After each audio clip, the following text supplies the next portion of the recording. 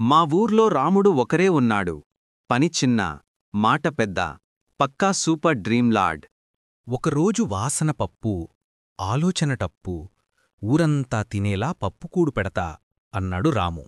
డబ్బు లేదు, కాని ధైర్యముంది. రాము నేరుగా అప్పు దగ్గరికి. అప్పుగారు, పప్పు కోసం కాస్త అప్పు ఇవ్వండి. అప్పుచేసి పప్పా?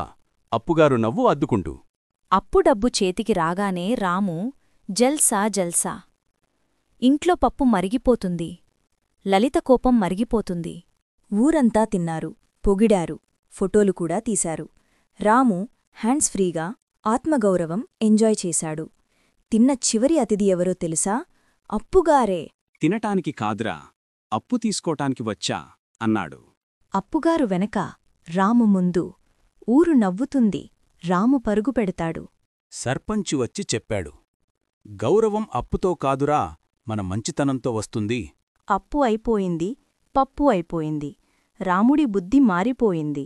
మరచిపోకురా రామూ, అప్పుకంటే పప్పు చవక.